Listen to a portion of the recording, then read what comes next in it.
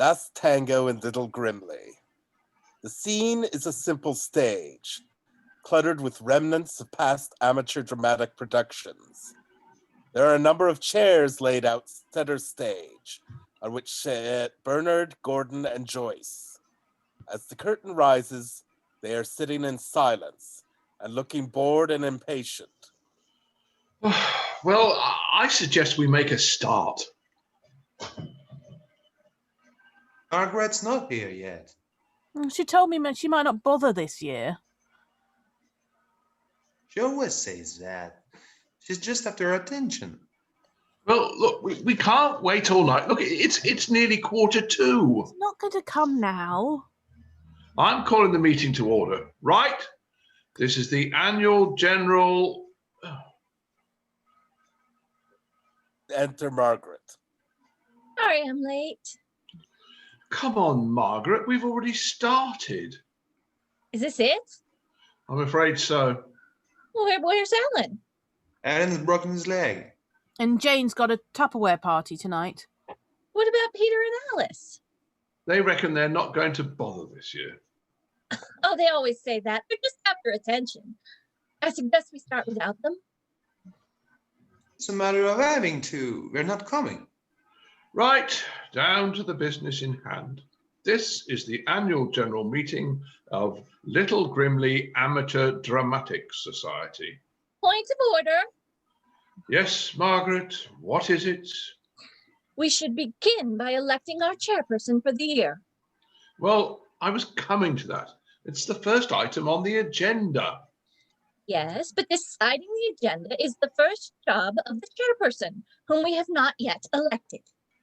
It is the job of the incumbent chairman to decide the best way to vote in the new chairman. Chairperson. It could be a woman. All right, chairperson. Does this really matter? Absolutely. What happens if the new chairperson disagrees with the manner in which the old chairman decided upon the initial agenda? Then the first item on that agenda, namely the voting in of the new chairperson, is declared invalid, in which case the new chairperson is no longer the new chairperson and control reverts back to the original chairman. What is this? His bloody minister? These things are important, Bernard. Okay, look, just cut the crap. Okay? Who wants Gordon to be chairman? And who wants Margaret? Chloe? Margaret indignantly refuses to raise her hand and merely adopts a haughty look. Yeah, right, that's settled. Let's get on with it. Happy now, Margaret? Absolutely. Right. Don't envy your job, Gordon. Item 2, Treasurer's Report. Joyce? Well, I'm afraid we lost money on our last production. That makes a change. Don't interrupt, Bernard. Let's have the details, Joyce. Well, in total, we spent nearly £84.55. Does that include my photocopies? That's everything. And how much did we take on the door? Well, over 3 nights, including programme sales and the revenue from Mrs. Marsh's delicious tea buns, which she kindly donated free of charge. Lovely and moist they were. I've got the recipe, by the way, if anyone wants. Joyce? £37.04. Fair enough, a blockbuster. In retrospect, I think we went a little overboard on the set. Overboard? You gave me a budget of 28 quid. You didn't have to spend it all. Do you realize the cost of a county board these days? All right. It's no good blaming Bernard. It's bigger audiences we need, not smaller sets. Now, some bad news. I have received this letter this morning from Stan Fellows. Well, that's predictable. I suppose the miserable old twat's putting the rent up again. Worse than that, I'm afraid. He wants us to actually start paying him some of it. Have we not paid him? Not for the last 3 years, no. How much do we owe him? £400. Bloody hell! Precisely. And he wants it paid in full before the end of the season, or we're out. Out? Out, finished. Where the hell are we supposed to find £400? That's more than we lose in a whole season. What about the Arts Council? I spoke to the Arts Council this afternoon. And? They weren't hopeful. Meaning what? Well, they reckon that with the amount they'd sponsored our losses over the last 3 years, they could have reopened the old Vic. Apparently they have bets at the office on how much we're going to lose on each production. Cheeky sods. And I'm afraid we no longer meet their criteria for support. What's that supposed to mean? I think it means no more money. Precisely. And what exactly are their criteria for support? Well, we're not offering theatre for children or for ethnic or sexual minorities or prisons. We have no disabled actors. We're just plain... Rep. Well, that's a great attitude. So they no longer support theater for the masses. You can hardly describe our audiences as masses, Margaret. They stay away in droves. So we've had it then. The Arts Council did offer one ray of hope. What's that? They're not going to ask for their money back. Oh, terrific. No, I'm afraid there's only one way out of our crisis, and that's to make a huge profit on our next production.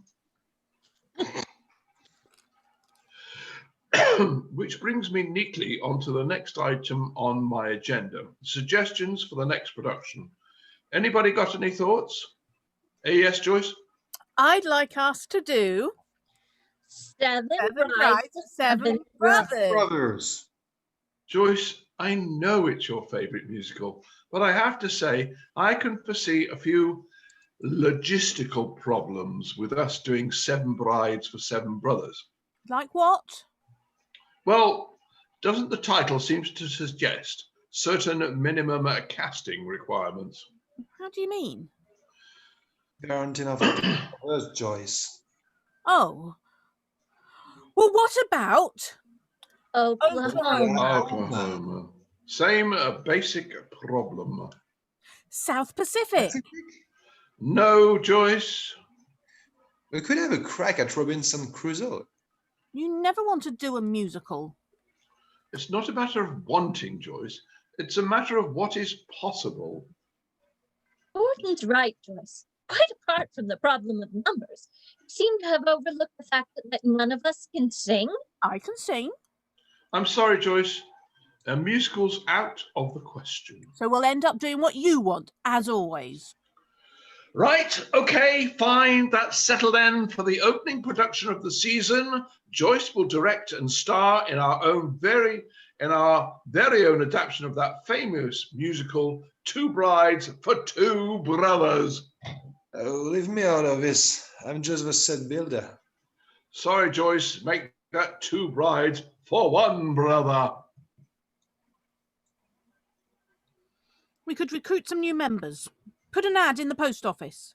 Joyce, I'd rather be the recruitment officer for Sellafield than for us. We've tried putting ads in the post office and in the paper and in the programmes. Nobody wants to know. They've all seen us perform, for God's sake. All right. You've made your point. Anybody else got any suggestions? What about A Nice little farce. We always do a nice little farce.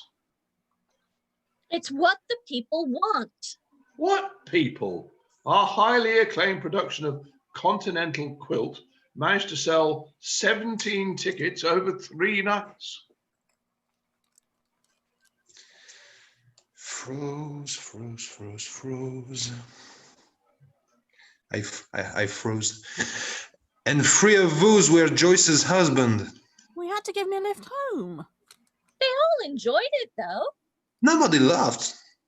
Just because there weren't any crude outbursts of laughter, it doesn't mean they didn't find it amusing. They were all smiling internally. Says who? Joyce's husband, for one. And a friend of mine said it was the best thing we've done since oops, there go my trousers. More tea, Vicar? It's the only thing we've done since, oops, there go my trousers, Morty, Vicar. Let's face it, we're the laughing stock of the village. The only thing we don't laugh at is our comedies. I see. So what do you suggest? That we disband? Oh, no. Oh, that would be a terrible shame. Yeah, this is the only chance I get to escape with the wife all week. Nobody's suggesting that we disband, Margaret. What then? Well, luckily, your chairman has a plan. What plan? A production that's going to knock 'em dead and put bums on seats. What production? I have written a play. You? Don't sound so surprised, Margaret. I have written a play, and it's going to be our salvation. Gordon, we've managed to knack some of the best play ever written.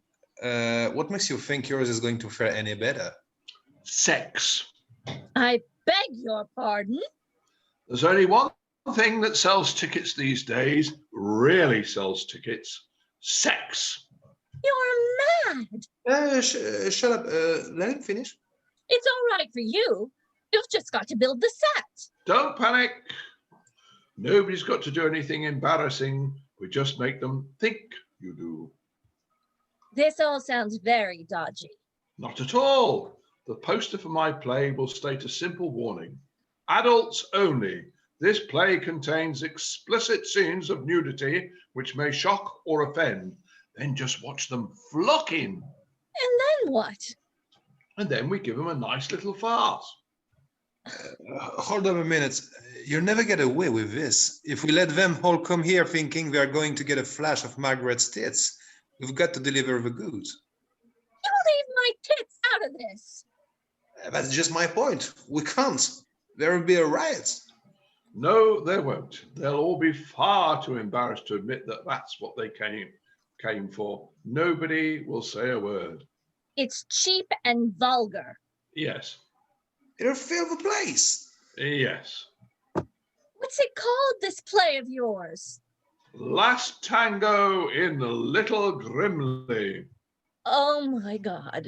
Is it a musical? No, Joyce, it's not a musical. Oh. I could never face the butcher again. He normally puts a poster up for me. We won't need posters. We'll simply leak some information to Mrs. Pym. Mrs. Pym, that's brilliant. The whole village will know in seconds. What's it about? Ah, that's the real masterstroke. It's about the butcher. The butcher?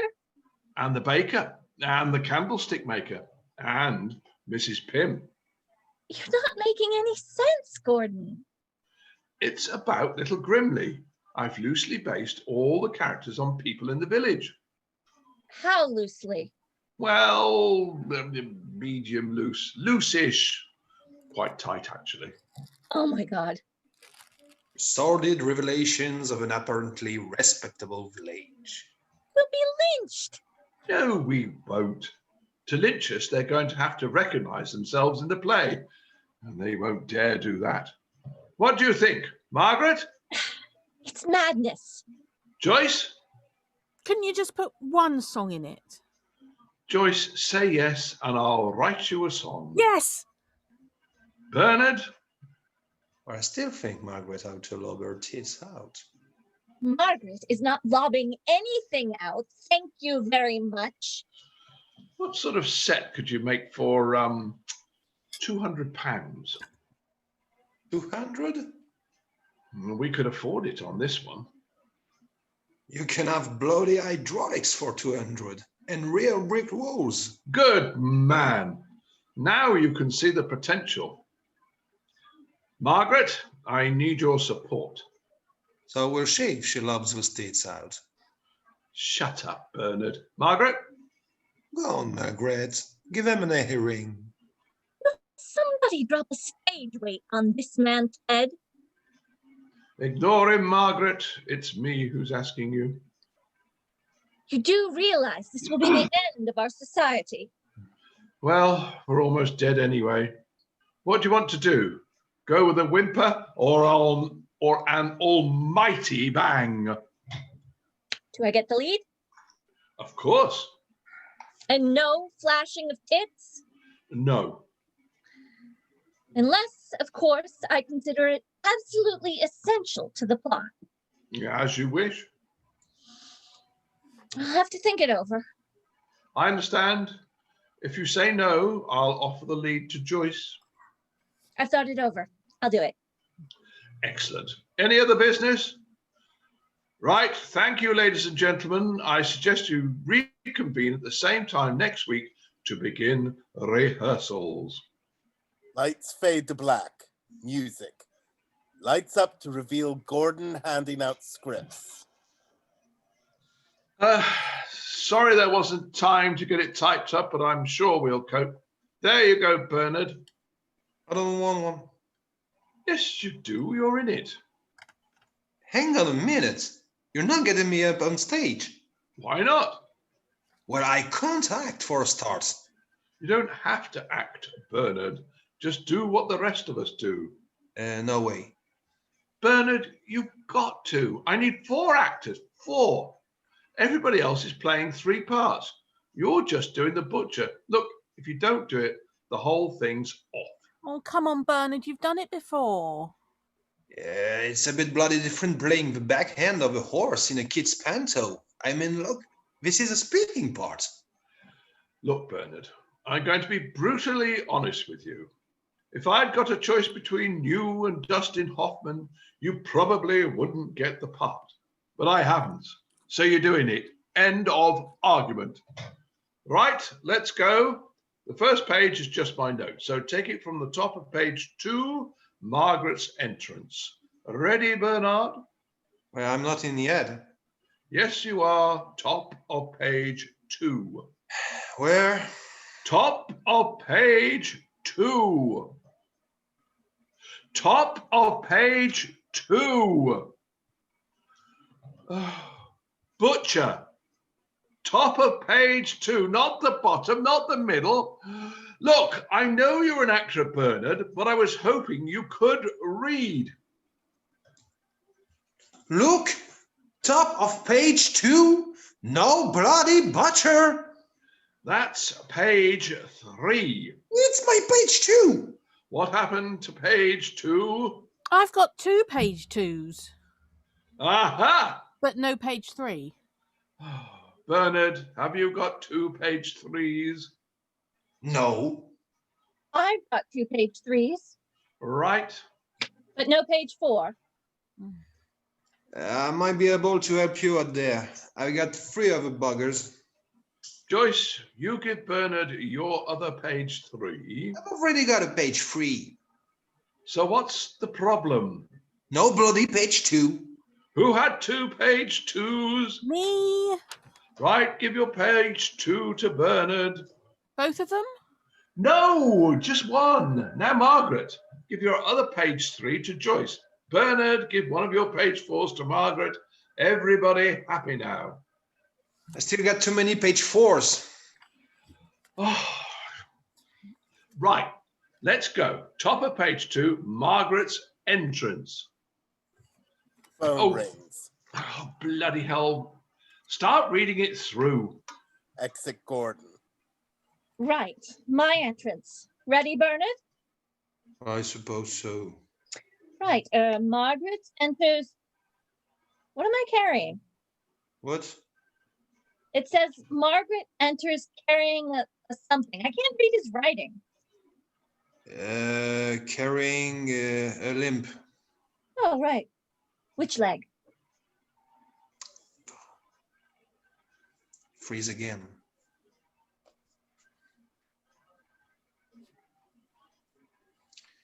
Freeze again. Oh, there you are. Freeze again. Sorry. Shit. We're hearing you say freeze again. We can hear you. You may not hear us, but we can hear you saying freeze again. Okay. You've unfrozen for me. Yeah. All right. Could we start at carrying it in? Yeah. Right. Margaret enters. What am I carrying? What? It says Margaret enters carrying a something. I can't read his writing. Carrying a limp. Oh, right. Which leg? Why? It's important to get the details of the character right, Bernard. You'll find this out. Oh, it's just a red fruit. It doesn't matter which leg. The left, then. If you like. Or do you prefer the right? No, I prefer the left, so just get on with it. Limping in dramatically. Morning, Gerald. Morning, Mrs. Duffield. What can I get you today? I fancy a bit of rum. That expression. Don't we all, Mrs. Duffield? Don't we all? Can I? This is appalling. Oh, come on, don't break the flow. Can I have a look at your loins? Anytime, Mrs. Duffield. Just don't let your husband find out. It's not exactly Chekhov, is it? I think it's quite good. Carry on. You know, Gerald, my husband just doesn't realize how much meat has gone up. No, I bet he doesn't. Oh, you are saucy, Gerald. I'm sorry, I can't do this. No one, but no one is going to buy tickets to see this garbage. And when Gordon comes back, I'm going to tell him so. Enter Gordon. There we go. Our first ticket sales. 15 seats for Saturday. 15? That's more than we've ever had in one night. I told you, Joyce, sex sells tickets. Who was it? The Lively Ladies Over 50s Club. You are joking. No, looks like Mrs. Pym is doing her job very effectively. Do they know it's a sex comedy? I think they're rather relying on the fact. Those dirty old sods. More a case of nostalgia with them. Still, every ticket counts. Right. How are you getting on with the opening scene? Well, Margaret thinks... Actually, Gordon, I think we've cracked it. How's this? Morning, Gerald. Morning, Mrs. Duffield. Hold it. What can I get you today? Hold it, Bernard, come on. You're a butcher. Be butcher.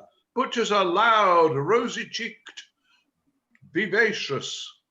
Where ours isn't. Ours is a surely old bugger. Well, I think we can allow ourselves a bit of artistic license. Bernard's artistic license expired years ago. Yeah, all right, stuff your script. Bernard, come back. Margaret didn't mean it. Did you, Margaret? If he wants to be an actor, he's got to learn to take a little criticism. Well, I don't want to be an actor, remember? I'm a set builder. The pity your sets aren't as wooden as your performances. Bollocks! Bernard! Bernard storms out and is eventually dragged back by Gordon. Well, it's nice to see the old team spirit is back with a vengeance. Now, look, I'm the director here. I'll hand out the criticism when it's due, and it will be good, sound, constructive criticism, and we'll all take it in good heart. Okay? Good. Right. Now, Bernard, that was shite. Do it again, and this time put some life into it. Morning, Mrs. Duffield. Better. What can I get you today? Much better. Dragging her left leg heavily. I fancy a bit of rum. Hold it, Margaret. You don't like the way I'm doing it, do you? No. It's not an easy line to deliver, you know. Margaret, you're doing it fine. I just had wondered what you've done to your leg. My leg? Are you in pain? I'm acting, Gordon, just obeying stage direction. Margaret enters carrying a limp. A lamp. Margaret enters carrying a lamp. Your bloody awful handwriting. Look, I'm sorry. I haven't exactly had time to get the thing published. So I'm carrying a lamp, not a limp. Precisely. All right, just so long as I know. These little details are important, you know. Right, can we get on? Which hand do you want the lamp in? Look, just skip this scene. I'm getting bored with it. Move on to page 4. Joyce, you're on. Who am I playing? You, Joyce, are playing you, Joyce. Who? You're playing yourself, Joyce. Playing myself? Yes. Me? Well, I thought you were the obvious one for the part. Oh, I'm not sure I can play myself, Gordon. You're the right height. You've got the accent off to a T. What's the problem here? Just be yourself. Oh, and do what? Ah, it came to me in a flash of inspiration. You want to do a song, right? Yes. But this isn't a musical, it's a farce. You can say that again. So I thought, how can I get a song into a farce? Then it hit me. What? You're playing you, practicing for the forthcoming production of 7 Brides for 7 Brothers. So you get to do a song from the show. We're doing 7 Brides for the 7 Brothers after all? No, Joyce, watch my lips. My play is a play about an amateur dramatic society with you in it performing a musical. Us, you mean? Yes, us, if you like it, but it could be someone else. Are we doing the musical or not? No, we're pretending to do it. It's a play. You're in a play, about a play. Oh, never mind. Just read the words on the script. Page 4.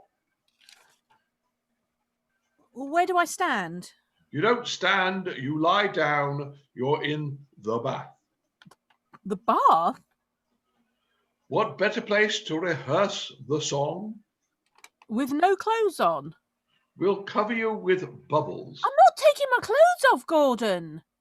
You can wear a bikini, you'll be covered in bubbles. I'm not wearing a bikini, Gordon. All right, fine. You can wear a bloody duffel coat for all I care. I don't give a damn. Just don't pull the hood up.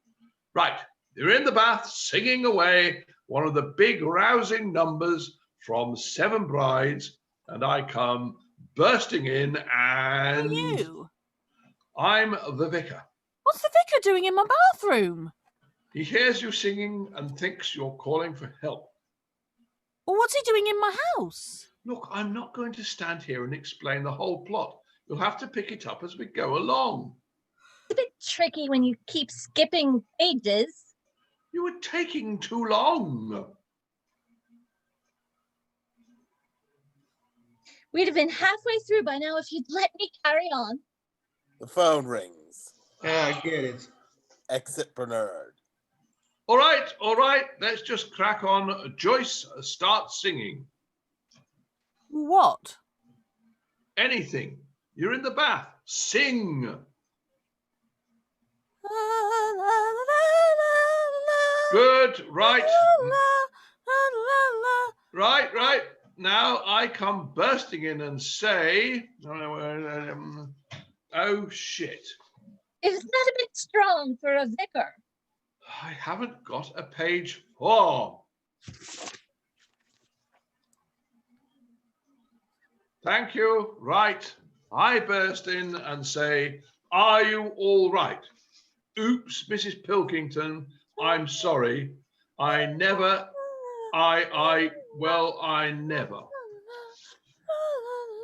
Joyce, shut up. Script. Oh, right. Now? Yes, Joyce. Now, before one of us dies. Oh, Vicar, it's you. Yes, I could have sworn I heard a cry for help. I was just rehearsing for my upcoming show. I'm terribly sorry. Well, I think I'd better leave. Yes, I think that would be for the best. Right then, I'll leave then. Right. Is this an iambic pentameter? Oh, shut up, you're on. I am? Mrs. Stodgeworthy. Oh, right. Mrs. Pilkington, are you all? Oh, Victor! Why, Mrs. Stodgeworthy? I was just... I can see what you were doing, Vicar. No, you've got it all wrong. I just came to have a look. Just came to lend a hand. She was just rehearsing. Spare me the sordid details. Great. Then you storm out. Well, go on. Storm. And then return a few seconds later to say... The bishop will hear of this. Terrific. Well, what do you think, Bernard? I think it's the biggest load of crap I've ever seen in my life. Thank you. They just sold another 35 tickets for Saturday night. 35? A block booking from the Young Farms Club. I think we're in business. Lights fade out, music. Lights up to reveal Margaret and Joyce, with scripts, rehearsing a scene Soto voice. Boxy. They are wearing token Oxfam hats and coats to donate a dress rehearsal. Bernard, wearing his butcher's apron and cap, is sitting reading the local newspaper. Gordon, in a black top and dog collar, is wandering around with the telephone on a long lead. I'm sorry, Friday and Saturday are both sold out. We've still got a few tickets for the Thursday night. You can? Okay, I'll reserve those for you. 2 on the door for Thursday night. That's fine. No problem. Thank you, Vicar. Right, where were we? Top of page 46. Yes, I was getting at... yes, what I was getting at, Joyce, you know that way when people get angry, how they tend to talk louder and worry less about their diction and move their arms about and stuff like that? Well, I'd like you to try and imitate that sort of thing. You know, it's called acting. I'm doing my best. I know. Perhaps you could do it better without the scripts. Now steady on. Come on, Margaret. We open tomorrow night. It's about time we tried it. Hey guys, read this. Not now, Bernard. I'm rehearsing. Oh, you want to read this? Later. Read it! Thrusts his newspaper under Gordon's eyes, which gradually widen as he reads the article Bernard has found. What is it? Read. He hands the newspaper to Margaret. Joyce gathers in to read too. He can't do this. Looks like he's done it. A cabaret club? You can't really blame him. We haven't exactly raked the money in for him, have we? He could have at least told us.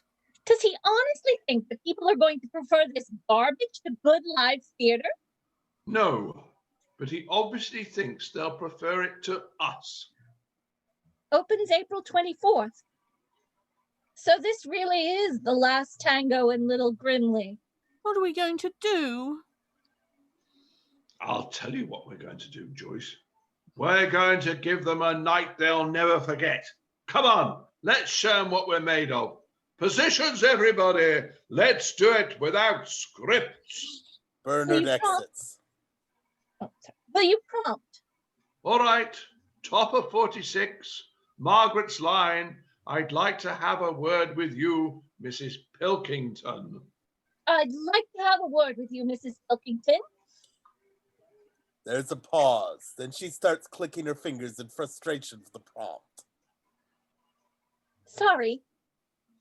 What's going on? What's going on Between between my husband and you? you and my husband. Same thing. What's going on between you and my husband? Is it me now? Yes, Joyce, it's you now.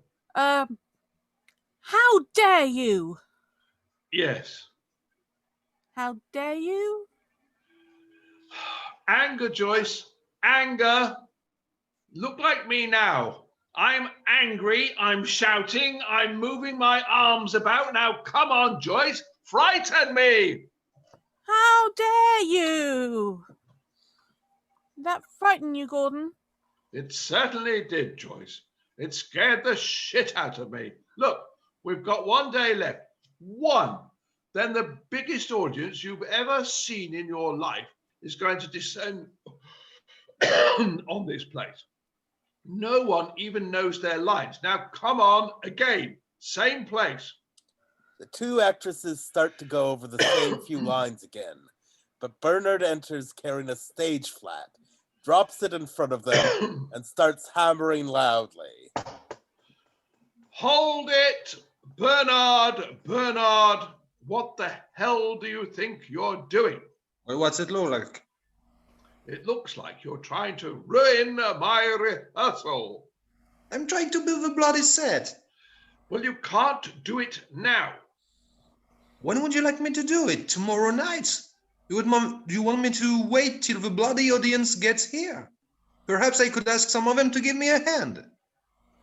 Can you wait till we have a tea break? But what am I supposed to do till then? When do I get a bloody tea break? Look, calm down. Just let me get to the end and we'll give you a hand. I promise. I don't need your help. Well, I was just offering. Nice to see the old team spirit is back with a vengeance. I don't want to be here till midnight, you know.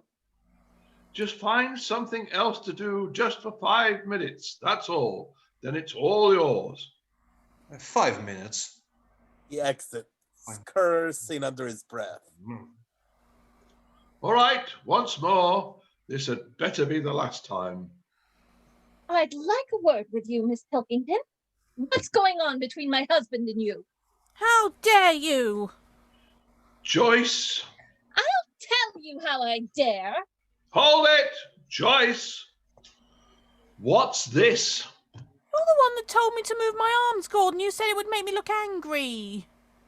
Yes, but an angry person, Joyce. An angry person, not an angry ostrich.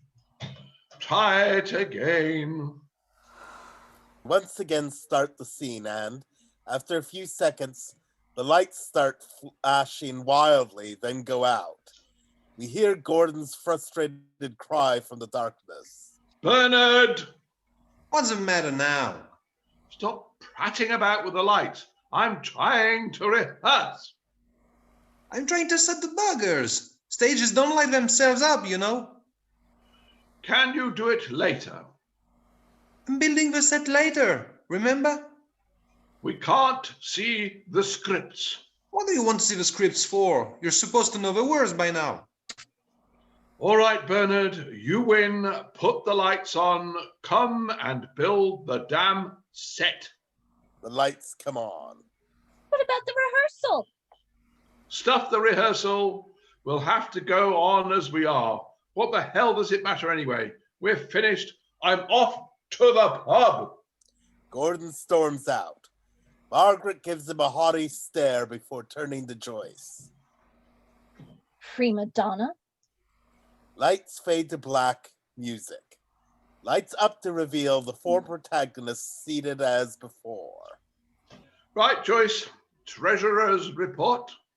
Well, in total, we spent £272.50 on materials, props, costumes and set. Total money taken for ticket sales was £849. Wow. That means we can pay off our debts and have some to spare. I suggest we donate what's left over to a local charity. I'll arrange a cheque, Gordon. Well, I have got to hand it to you, Gordon. As far as little Grimley is concerned, you're the most successful playwright in this century. I think the one where we've really got to thank is you, Margaret. Hear, hear. They give her a small round of applause. That was a stroke of genius, Margaret. So unexpected. Well, let's face it, they were on the verge of booing us off. It was do or die. Nevertheless, it was a major personal sacrifice. You should see the letters I've had. 17 offers of marriage, 3 of which I intend to follow up, and 1 offer of something quite disgusting, which I also intend to follow up. Well, unless anyone has any other business, no. In that case, I declare the meeting closed and move that we officially disband Little Grimley Amateur Dramatic Society.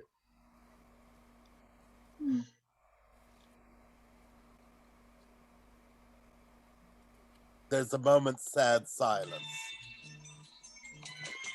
Well, that's it then, I suppose.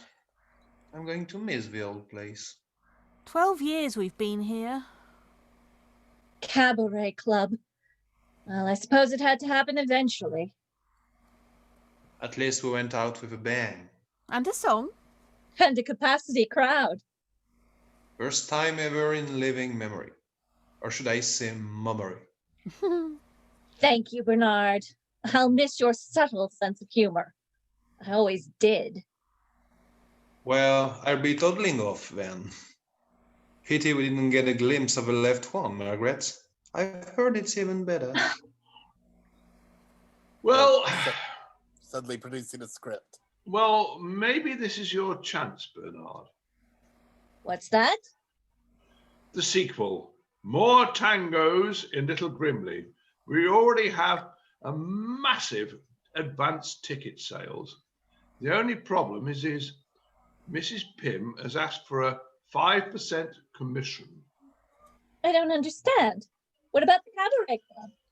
Now, I had a call from Stan Fellows. Apparently, we're just the sort of act he's looking for.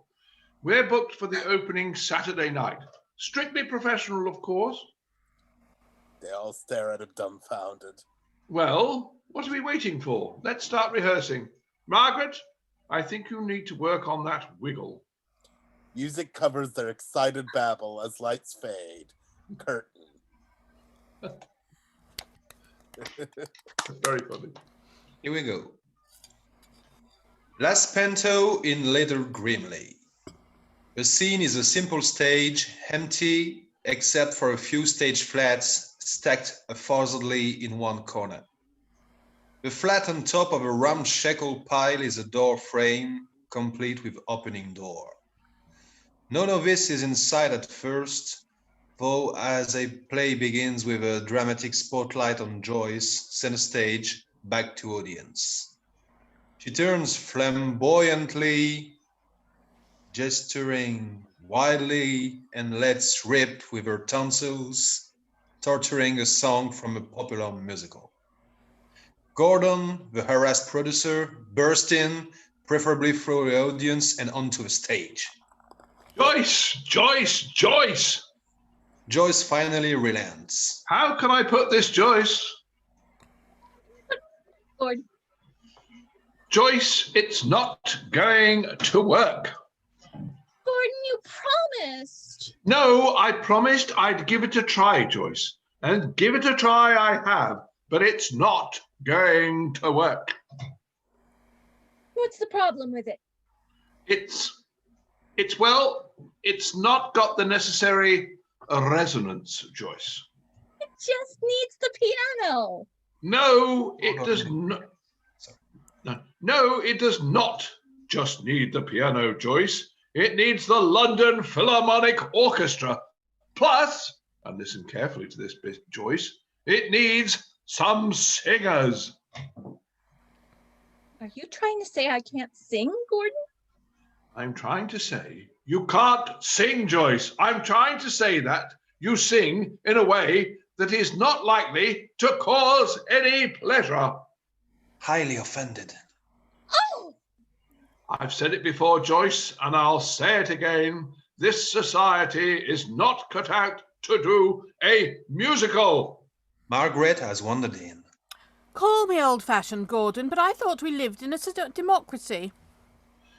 This has nothing to do with politics, Margaret. This is about talent. You know very well that Joyce went to a lot of trouble to hold a referendum in the village, and the overwhelming view was that little Grimley wants a musical. Joyce, how many forms did you circulate around the village? 300, Gordon. 300, Joyce.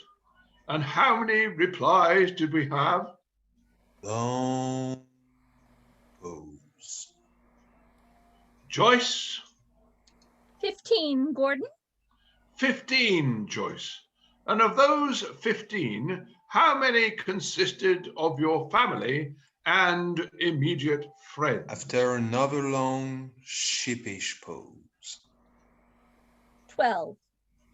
12, Joyce. They're still entitled to a vote, Gordon. I know they're still entitled to a vote, Margaret, but it hardly represents a massive groundswell of opinion, does it? I can see I'm wasting my time here. The simple fact is, Gordon, you don't know talent when you see it. Well, I haven't had a lot of practice, Joyce. You just don't like musicals, do you? Finally Joyce! stopping. Joyce, I've tried being subtle, and now I'm going to have to put it to you straight. You sing like a castrated pig, and you dance like a bag of spanners. We can't do a musical, Joyce, because you're crap. Now leave it. Joyce dissolves into choked tears in the background, while Margaret takes Gordon to one side.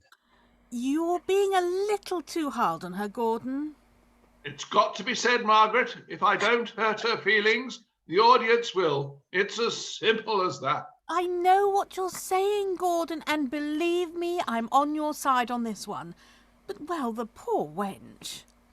They look round at the distraught Joyce, who's slowly collecting her coat and bag. She walks pitifully up to them. Goodbye, Margaret. It's been nice working with you. Oh, Joyce, don't take it personally. Gordon was only criticising your talent, not you. Proudly. Gordon, I hope you find the perfectionism you are seeking. She turns and heads off dramatically. Gordon. No, I'm right on this one, Margaret. Oh, she's been with the society a long time. There's no room for sentimentality. A good leader sticks by his decisions, even the tough ones. There's a principle involved here, Margaret, and it's bigger than the both of us. She's the only one who knows how to do the accounts. Gordon instantly runs at her, Joyce, come back. Grimley repeating his line mockingly. There's a principle involved here, Margaret, and it's bigger than both of us. Gordon eventually returns, comforting Joyce. All I meant, Joyce, was that we should stick to our strength. We're only a small society. God knows we're getting smaller every year. We should do what we do best. Now, come on, Joyce. I'm relying on you. You're a tremendous asset to the society. Please stick to what you do best. Bravely through the snivels. You mean straight acting, Gordon? The wide-eyed pose. Well, I meant photocopying and things, Joyce. You're so very good at that. Right, that's all settled then. Come on, Joyce, take your coat off. We've got a lot to get through tonight. Look, I've even done an agenda. Here it is, item 1. Point of order? Yes, Margaret, what now? We're not a quorum. Where's Bernard? He was here when I arrived. He was striking the old set. He's probably up in the lighting box. Pointing into the lights and shouting. Bernard? Bernard's voice comes from under the ramshackle pile of flats. What? Where are you? I'm under here. Gordon traces the voice to the flats and opens up the door under which Bernard is lying. Bernard, what the hell are you doing under there? We're trying to hold a meeting. Still unseen. I'm trying to recover from a severe bout of concussion. Come on, Bernard, we haven't got time to prat about. Gordon closes the door on Bernard, who then slowly clambers out, sporting a bruised forehead. Hello, Bernard. Hello, Joyce. Good evening, Margaret. Bernard? Do you remember this flat, Margaret? Should I? I think you should, Margaret. It's the one you were holding for me while I was taking the nails out of the bottom. This is the same flat, Margaret, that you then let go of. I got sidetracked, Bernard. I got flattened, Margaret. Well, why didn't you just call for help if you were in trouble instead of this over-dramatic nonsense? Two reasons. Two reasons, Margaret. Reason one, for the first 15 minutes, I was unconscious. And secondly, I was just curious to see how long you bastards would leave me under here without even noticing. Art is pain, Bernard. Too bloody right it is. Especially when it's 8 foot high and smacks you on the brow. There you see, it only hit him on the head. Could have done any real damage. Oh, I don't know. This door frame looks a bit buckled. Well, thanks for your concern. All right, Bernard, come on. Let's not make a crisis out of a drama. You're lucky I'm still alive. Matter of opinion. All right, Margaret, don't rub salt into his head wound. I don't know what all the fuss is about. The set's down, isn't it? There you go, job done. And a damn right quicker than normal, if I might say so. I probably need stitches, thanks to you. Oh, the only places that need stitches, Bernard, is in that gaping gash under your nose. Stepping between the protagonists. All right. That's it. Sit down, back to your corners, both of you. End of round one. They are ushered to seats. End of contest, actually. I won by a knockout. Bernard stands to retaliate Leave it, Bernard. and leg out pieces of paper. Let's skip item 1 on the agenda, shall we? Well, what was it? Suggestions for improving team spirit. Right. Item 2. Auditioning for possible musical. Well, I think we are all agreed on that now, aren't we? I'm saying nothing. Good. Item 3. This year's festival entry. First of all, do we really want to spend time and money entering the festival this year? Oh, come on, Gordon. We can't not enter the festival. Why not? Well, it's such a prestigious event. And we didn't do too badly last year, did we, Gordon? Strutting about like a tense lecturer. Let's just remind ourselves of the facts, shall we, Margaret? Fact 1. Joyce's husband owns a Land Rover, a very well-engineered off-road vehicle. Fact 2. The only reason that Little Grimley Amateur Dramatic Society actually managed to make it to the festival in one of the worst freak snowstorms that this country's seen in 100 years, we were, in fact, if you recall, Margaret, the only society, Margaret, who attended the festival last year. And where were we placed in the competition? Third, Margaret, out of 1. First prize, if memory serves me, was awarded in a hastily reorganized schedule to the man who collects the tickets for his owl impersonation, while second prize went to an absent society for the best use of pauses. That adjudicator, that poor, embarrassed, beleaguered woman, could not bring herself to make us win that competition, even though we were the only ones who were there. You're so negative, Gordon. I am trying to be realistic, Margaret. I'm trying to paint a picture of a society that desperately needs to stay within its limits. And limits, Margaret, is the one thing we have in abundance. So what do you say? This year, let's stay away from Shakespeare. Let's stay away from the festival. Let's stay away from musicals and concentrate on what we're best at.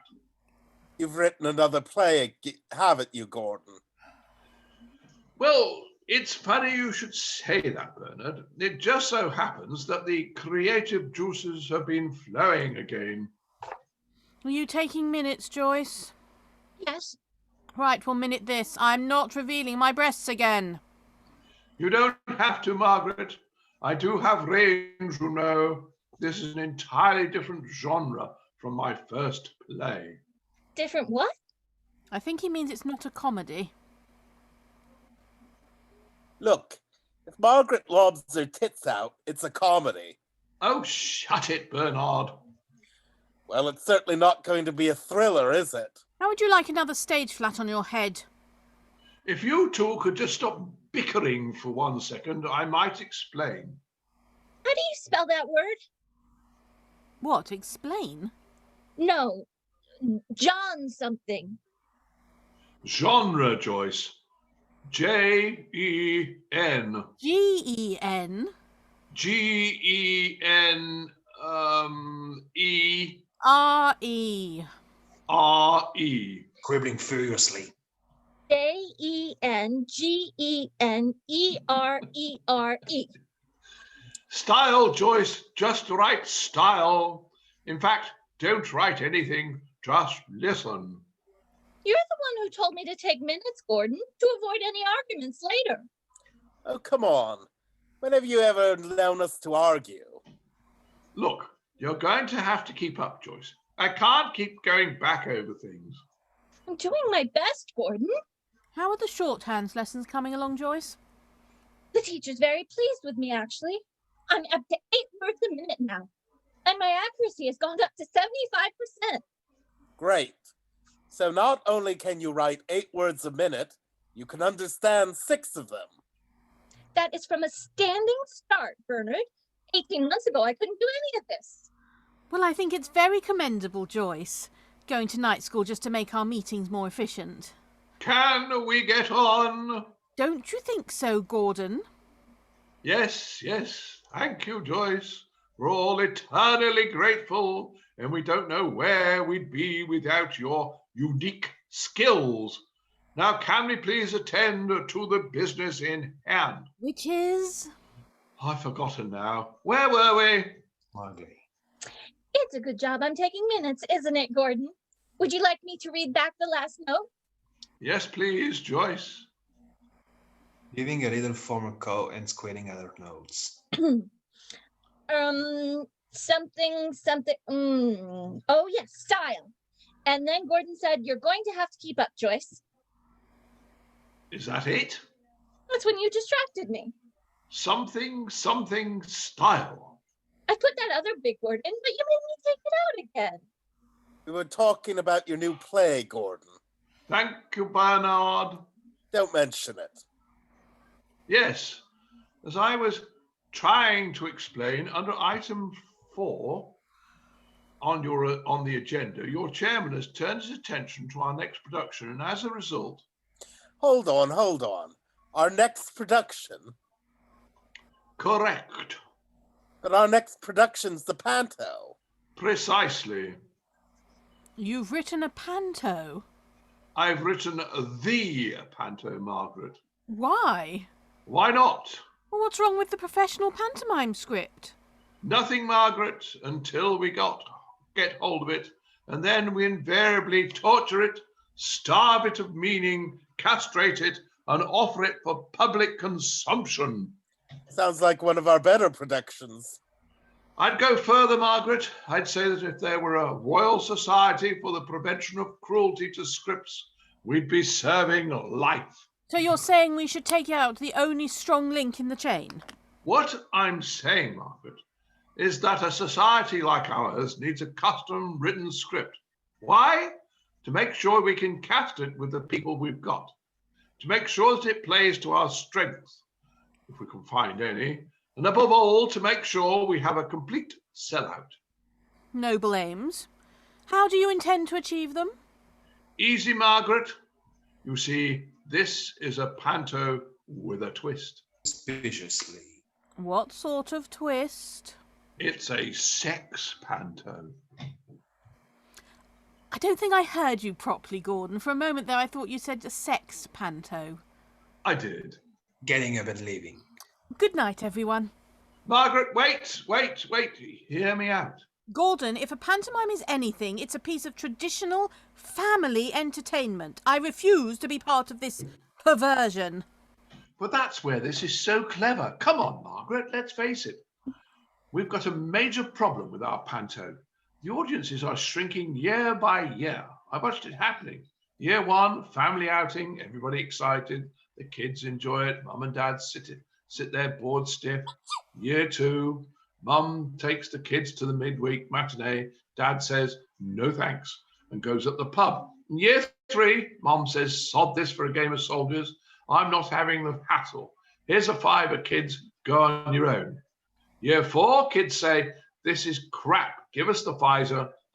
We're off to the pictures. Well, not this time, Margaret. Why? Because my panto works on 2 levels. And I bet one of them is gutter level. When are you going to learn to trust me, Margaret? When you learn some common sense. You're playing with fire. There's a principle involved here, Gordon. It's bigger than all of us.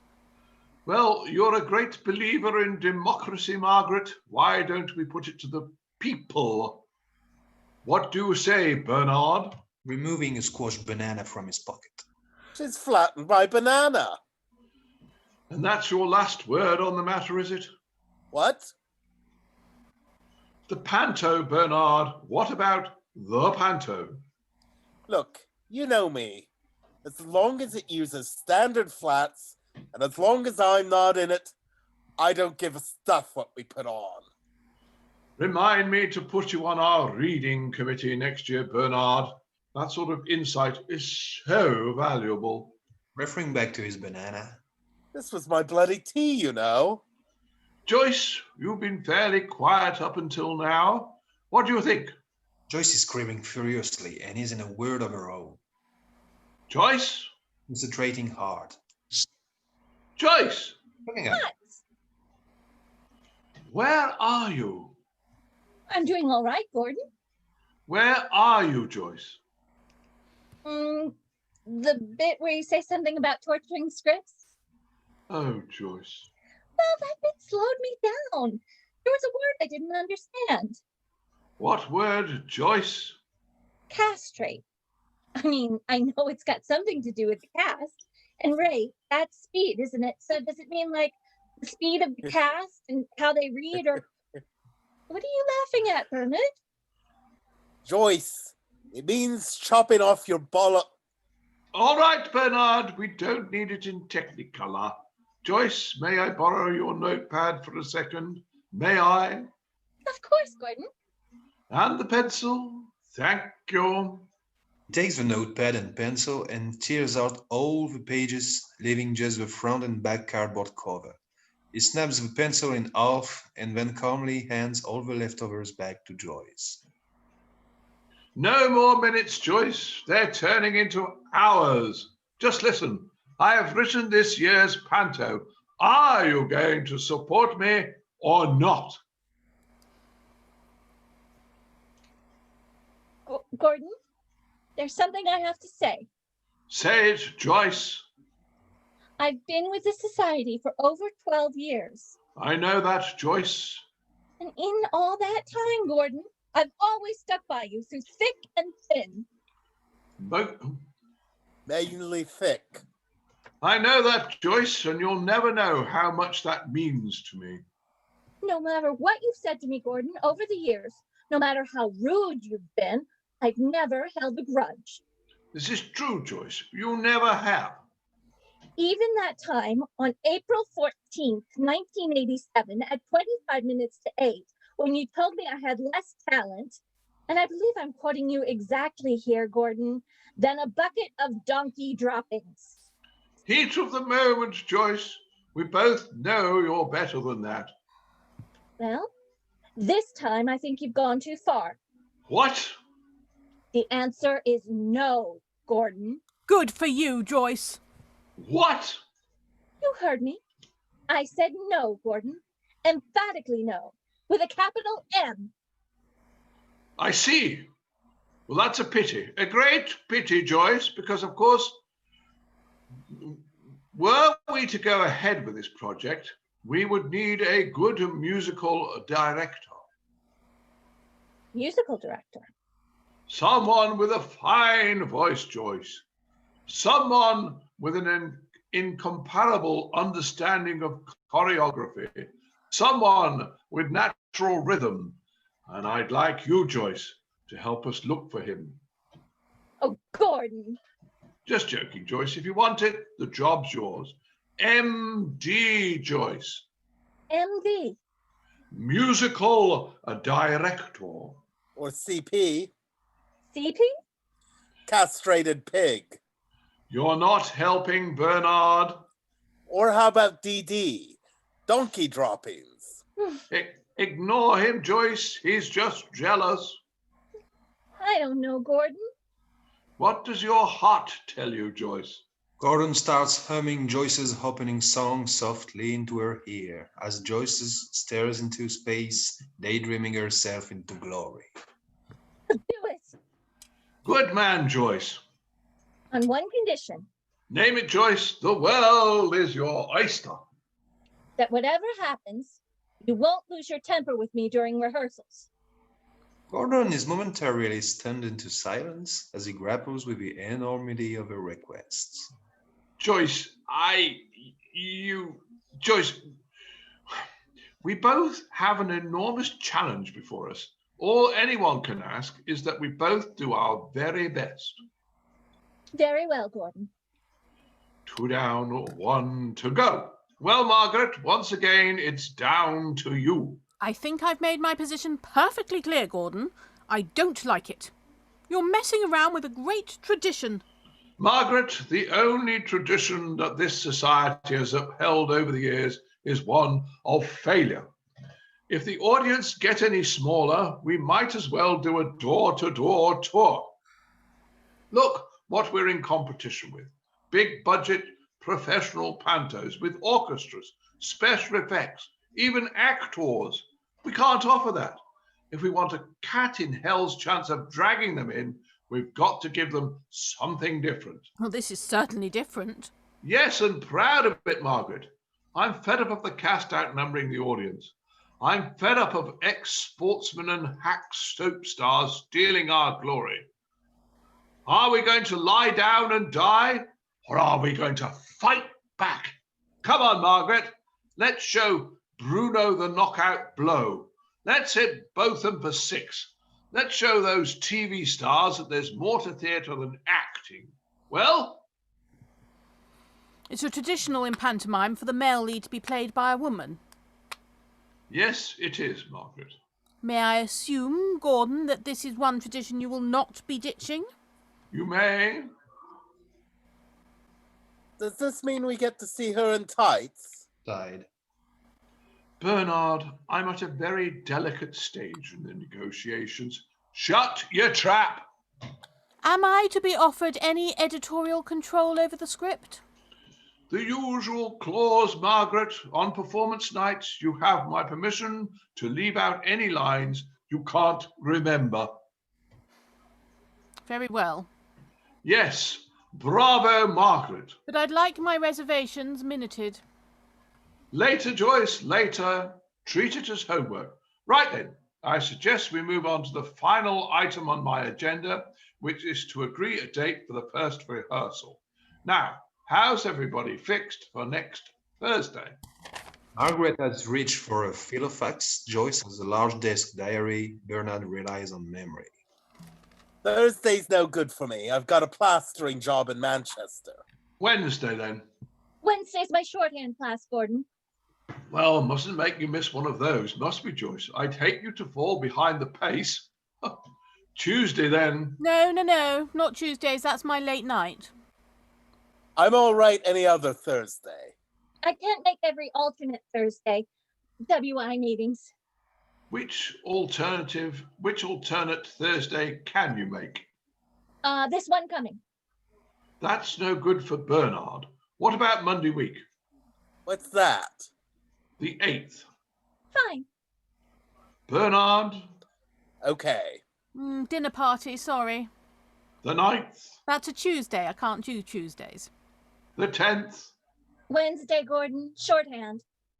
The 11th. That's one of the alternate Thursdays I can't make. I'm all right for the following Thursday. That's the 18th. No good. You said you were all right for any other Thursday. I didn't know the 18th was a Thursday, did I? We're going to have to start looking at weekends. Oh, not weekends, Gordon. I'm sorry, Ryan will go spare. We have got other lives, you know. All right, all right. No weekends, no Tuesdays, no Wednesdays, no alternate Thursdays. What about the following Monday, the 22nd? Yes. Yes. No. 25th? Alternate Thursday. 29th? I'm in Stockport. The 1st? It's my birthday. Cancel it. I can't. Fine. Have happy bloody birthday. Come to the rehearsal. Trevor's taking me out. We're all having to make sacrifices here, Joyce. It's once a year, Gordon. So's the Panto. Put yourself out for once, Joyce. Hang on. Crisis averted. What about the 13th? It is a Tuesday, but I can make that one. The 13th? Yes. General nodding. Yes? Everybody all right for the 13th? Hooray! Goes to write it in his diary. Shit. Problem, Gordon? I can't make the 13th. Maureen's birthday. You understand, don't you, Joyce? All right. What about the 12th? Ah, now that's the one Monday I can't make. 15th? Is that a Thursday? Yes, Bernard, that is a Thursday. No. Grimsby. 19th? There are various nods and shakings of heads which now eliminate all of the following dates. 26th? 29th? 2nd? 9th? 12th? 16th? 23rd? 26th? 1st? 7th? There finally seems to be a consensus. Yeah? Yes? We can all make the 7th? Excellent. Just as well, really. That's the opening night. I suggest we start again, don't you? Look, if it's any help, I'm all right for tomorrow night. No, so am I. Tomorrow is all right with me. Marvellous. So tomorrow we'll have a quick read through at 7, dress rehearsal at 8, and I'll see you all here again on opening night. You don't think we're in danger of peaking too early, do you? I'm going to the pub. Gordon storms out. You can really get so stroppy. Lights to black. Music links to the next scene where Gordon is handing out scripts to Joyce and Margaret. Bernard is not on stage. I'm impressed, Gordon. It's actually typed up. Not typed, Margaret. Little Grimley Amateur Dramatic Society has finally gone high-tech. This is laser printed straight from my new word processor. Ooh. Handing Margaret another piece of paper. What do you think, Margaret? My idea for the poster. Oh, my God. Is it? No, I don't think you should see this, Joyce. Oh, come on. What's the problem, Margaret? The title, Gordon, really? Marketing, Margaret, all designed to drag 'em in. Anybody seen Bernard? Oh, come on. Show me. No, Joyce, I mean, you're a member of the WI. If I'm going to be in it, Margaret, sooner or later I'll find out what it's called. She has a point, Margaret. Shouting in the wings. Bernard? You've heard of Puss in Boots, I see, Joyce. Yes. We'll add a Y. After long, thoughtful. Puss in Booties? No, Joyce. Opens the door flat again and peers in. Bernard? Shouting from a lighting box. I'm up here. Come on down, we're starting. I quite like Puss in Boots. Well, it's not exactly Puss in Boots, Joyce. Now just use that as a snappy title. It's actually Dick Whittington and his cat. I needed something with just two main female roles. Margaret's playing Dick. And what am I playing, Gordon? Have a guess, Joyce. The cat, Gordon? Astonishing. It's pure instinct with you, isn't it, Joyce? Bernard enters through the scene. He chains bananas. Oh, dear. That lighting disc is a disaster waiting to happen. Never mind that. Here. You said I wasn't in it. Look, it's just a small walk-on part, that's all. I promise. Does it involve acting? Don't be ridiculous. All right. Ooh, new word processor. Certainly is, Bernard. Anyway, listen. If we don't get something done about that lighting disc, we're going to have a serious problem. Right. Have a crack at it from the top. He's not listening to me. I'm listening, Bernard, but I have got more important things to worry about at the moment. Thank you. I reckon the dimmers are sending too much power to the lamps. Margaret, Joyce, you're both on. So curtain, lights, overture, and let's go. There's a bemused silence as both look at the scripts. Problem? You can read, can you? We can read, Gordon, but we don't understand. Already getting tense and patronizing. Well, I'll try and help you, Margaret. Tell me, which word are you stuck on? Well, Kaz, for example. Kaz? Yes, Kaz. There, look. Treads over to check Margaret's script. It's cat, Margaret. I'm terribly sorry if the odd typo has slipped through. I did do it in a rush, but I'm sure if you read it in context, it's not so terribly difficult. Cat, Margaret. Dick Whittington and his cat. Wissington. What? It says here Dick Wissington and his cats. Oh, it's not the odd typo, Gordon. The whole thing's riddled with mistakes. This new word processor of yours. You didn't get it from Brian Maynard, did you? Might have done. Why? Bernard burst into laughter. Something amusing you, Bernard? He tried that one on me. He tried what on you? Dodgy software, mate. He got stuck with a job lot. It's all right till you try and print it out. Then all the T's come out as S's. And what do the S's come out as? T's by the look of it.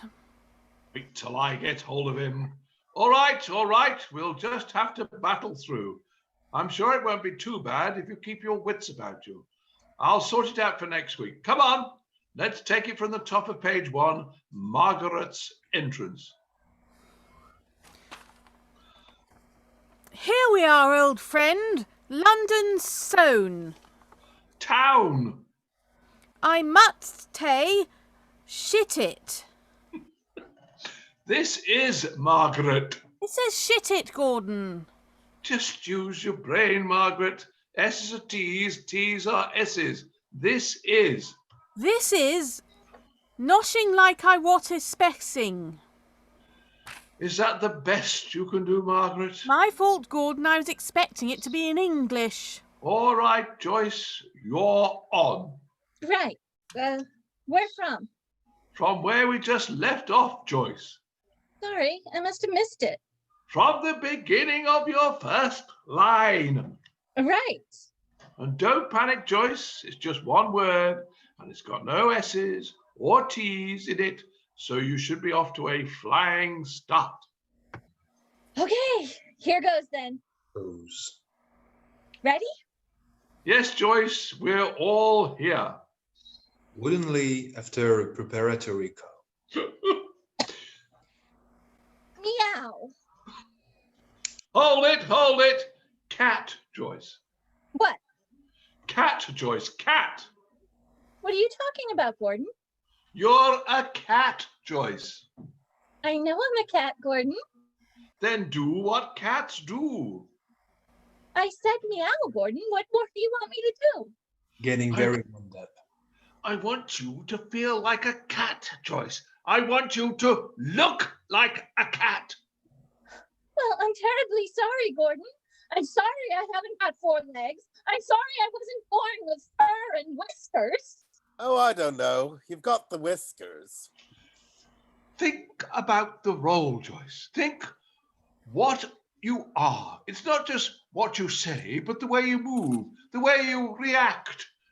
Become the part, Joyce. Adopt the essential feline characteristics. Sorry?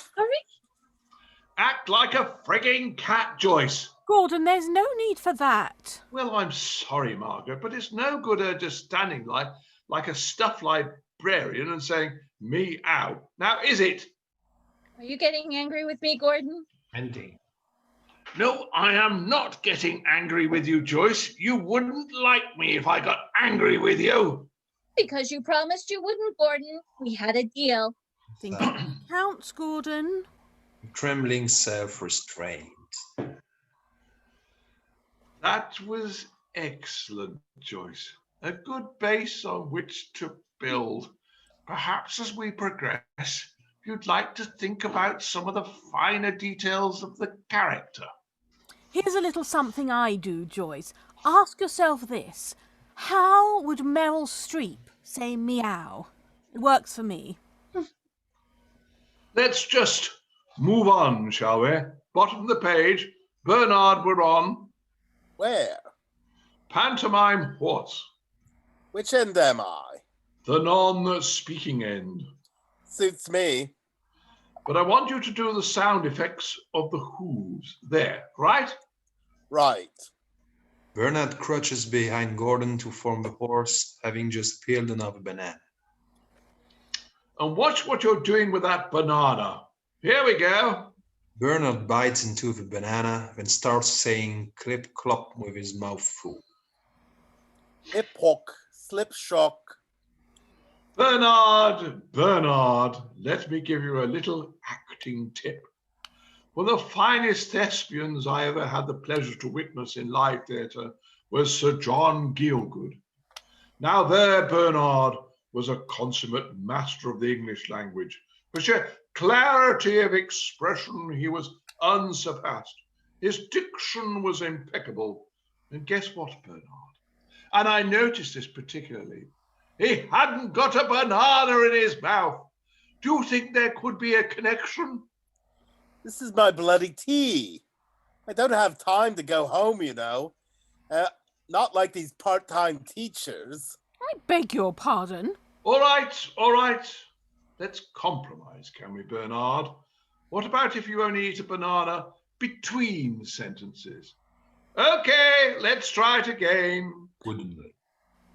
Clip clop, clip clop, clip clop, clip clop. One more. What? You've missed one. It doesn't matter, Margaret. Fine. If you're happy with sloppy performances, Gordon. I know if I were directing, I'd come down on that sort of thing like a ton of bricks. Clip bloody clop. Thank you. Happy now, Margaret. If you can't be true to the essential text on the first read-through, Gordon, when can you? Well, now it's your turn to be true to the essential text, Margaret. What? Read the words. Oh, Whoa, Neddy, where are you going in such a hurry? My, you're a fine-looking animal. Thank you, kind sir. This is a talking horse. This is a talking horse, Margaret. Yes. Do you have a problem with that? Well, let's face it, it is a little fantastic, isn't it, Gordon? But, oh well, as it's a panto. Thank you, Margaret. Hurry up, my bloody back's killing me. Doesn't it talk at both ends? Just get on with it. Would you like to...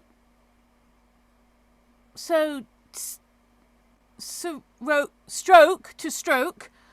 I'm getting the hang of this now. Would you like to stroke my putty? Oh, Gordon, I can't say that. Trust me, Margaret. It'll go straight over the kids' heads. I don't get it. Don't worry about it, Joyce. Why would a horse want to stroke a cat? She has a point, Gordon. The whole scenario is seriously flawed. It simply isn't grounded in reality. Just then, the middle area of the stage goes black, accompanied by a crackling nose. What's going on? I've been trying to tell you for the last hour. The dimmer rack's knackered. It's blowing the bulbs. Well, as treasurer, I would like to point out that we certainly cannot afford to replace them. Why the hell are the stage lights on for rehearsal anyway? What's wrong with the working lights? They're not working. Oh, this is ridiculous. How many lamps have we got left? Squinting into the lights, 3. there's another crackle and another area of the stage goes black, leaving just 2 lit areas on the extreme sides. 2. They all huddle into one spotlit corner of the stage, looking dolefully up at the lights. How much to replace the bulbs, Bernard? What, that lot? About 300 quid. What? That's if you can get the spares. Some of these lamps are so old they probably work on gas. Well, as treasurer, I would like to point out that we can't afford 300 pounds, Gordon. All right. Let's not panic, Joyce. How much have we got in the kitty? Well, as treasurer, perhaps this would be a good time to remind you that your membership subscriptions are now due. £5 each, please. They all groan. Come on, let's cough up. Thank you, Gordon. Thank you, Margaret. Oh, thank you, Bernard. Mine's already in.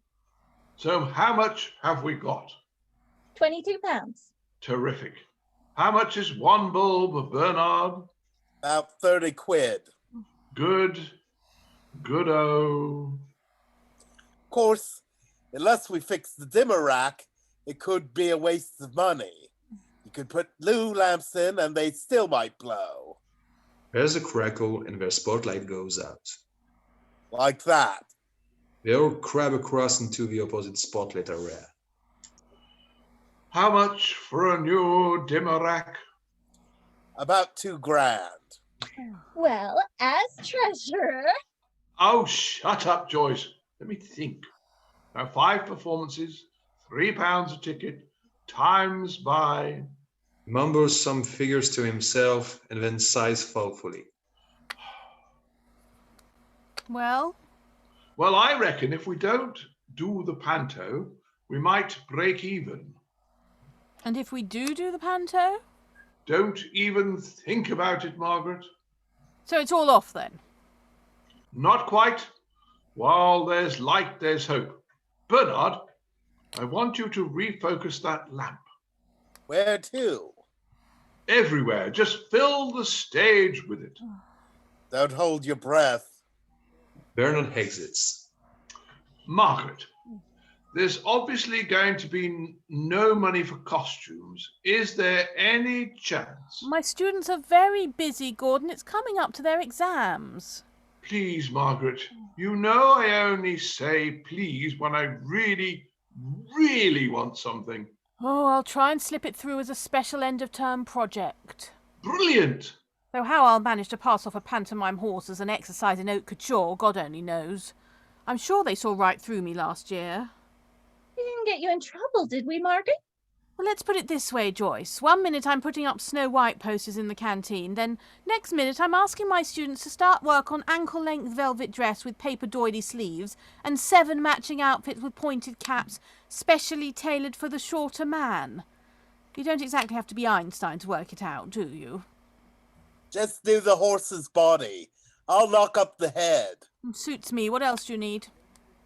Not much. An old dame for me, usual thing. Outrageous dress, monstrous breasts, stupid hat. Oh, Joyce, could you ask your mother again?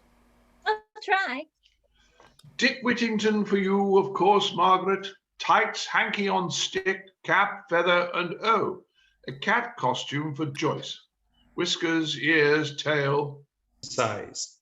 And the word cat in really big letters across the back. The spotlight crossfades to a weak general light center stage. That's the best I can do. Well, it's not exactly Pink Floyd in concert, but it'll have to do. Right then, let's get on with the rehearsal and let's just all pray that it doesn't blow. Where a final ping and the stage is completely black. A cigarette lighter illuminates Gordon scrabbling in his pocket. He pulls out a chic book. Bernard, go and buy us 200 pounds worth of bulbs. Gordon, where are you going to get that sort of money?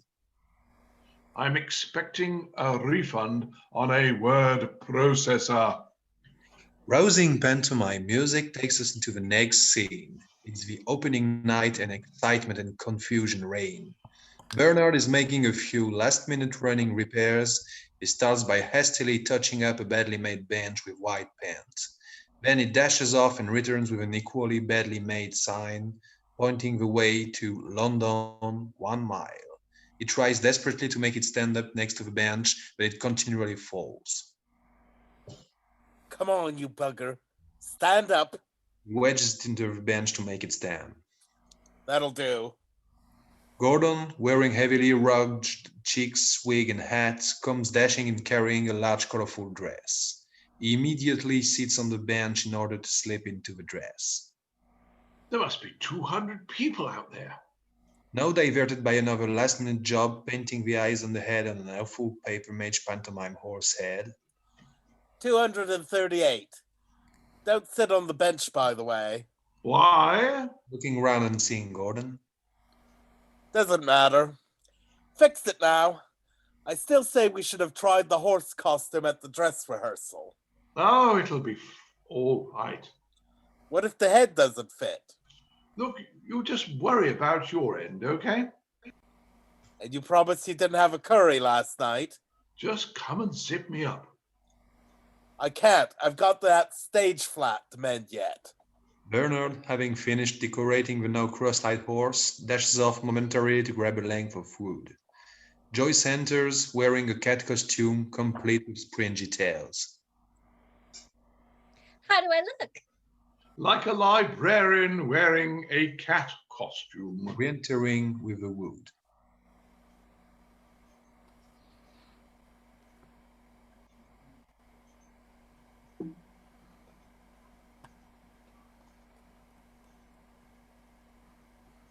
We can hear you. We can't Yeah, see you. hold on. It's.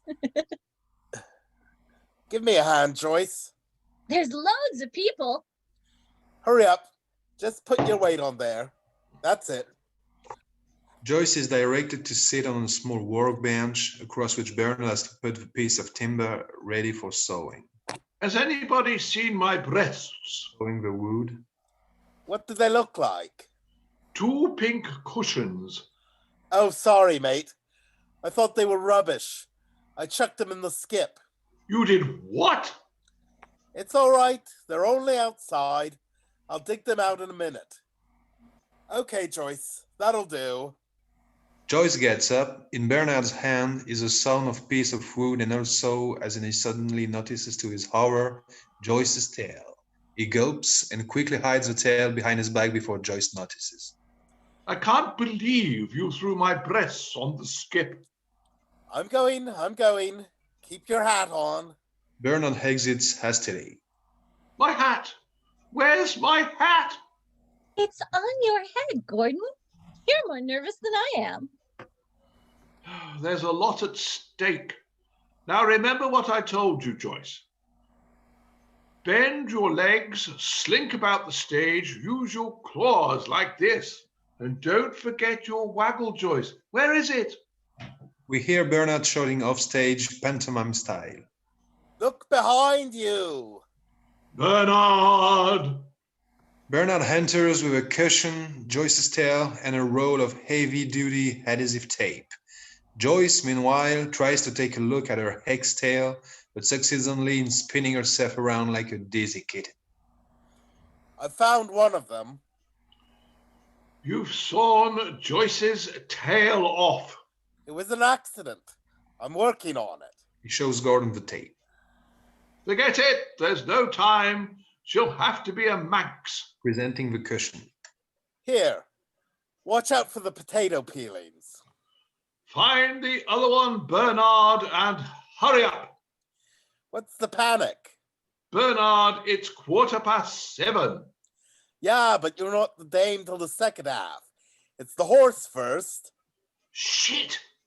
He tears off the dress back to audience, revealing that all of his dark clothes underneath now have white paint stripes, courtesy of bench. Bernard concentrates on taping Joyce's tail back on. When's the zebra come into it?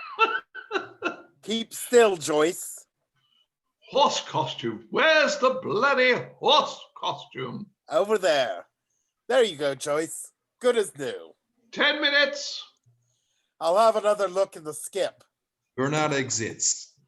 Gordon thrashes about getting into the horse costume, managing only to get legs and arms all into the wrong holes.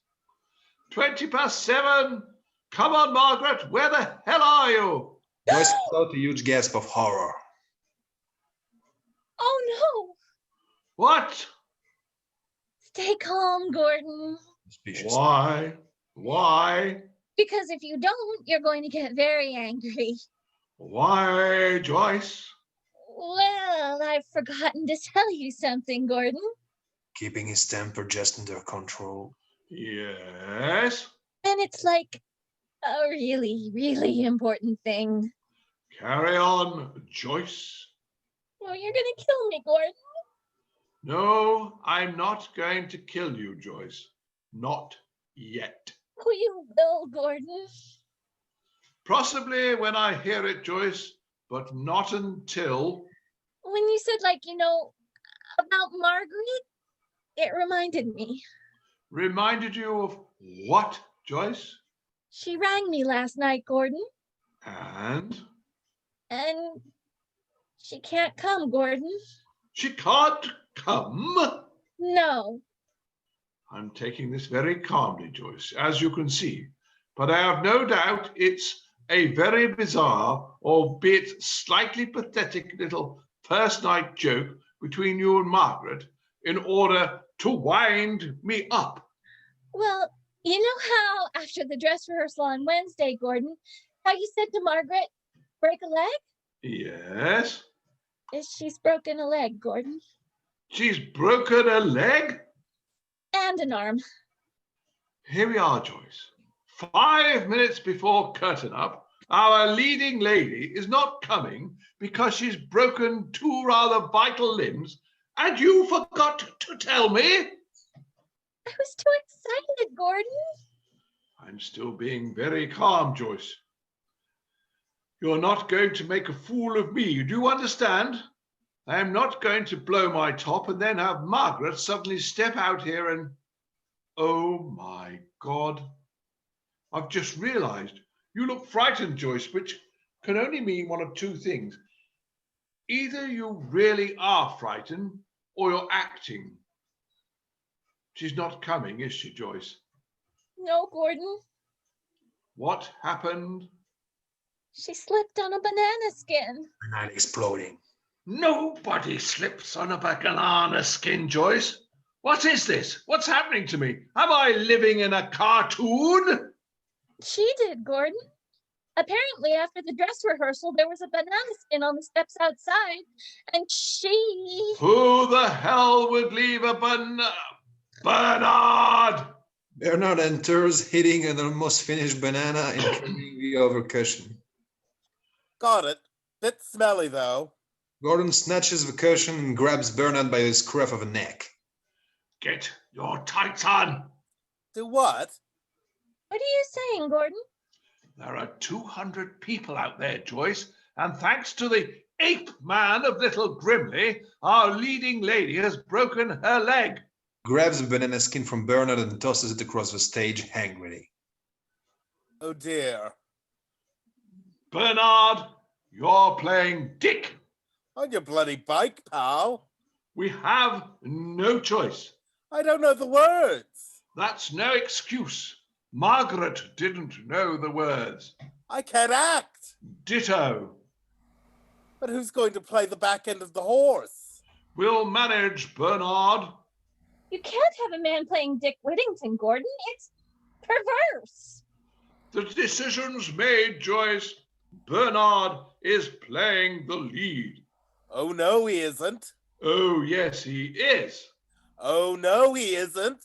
Oh, yes, he is. And from offstage, a booming voice. Oh, no, he isn't.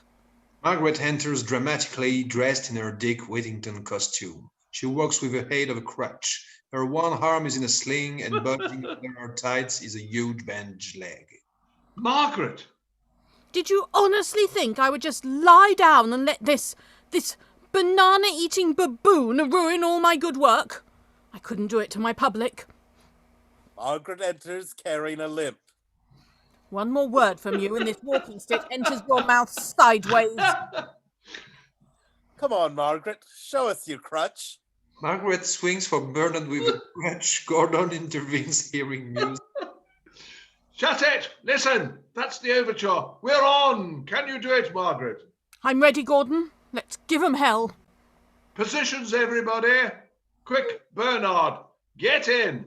Bernard tries frantically to get into the O's or left in the tangled horse costume.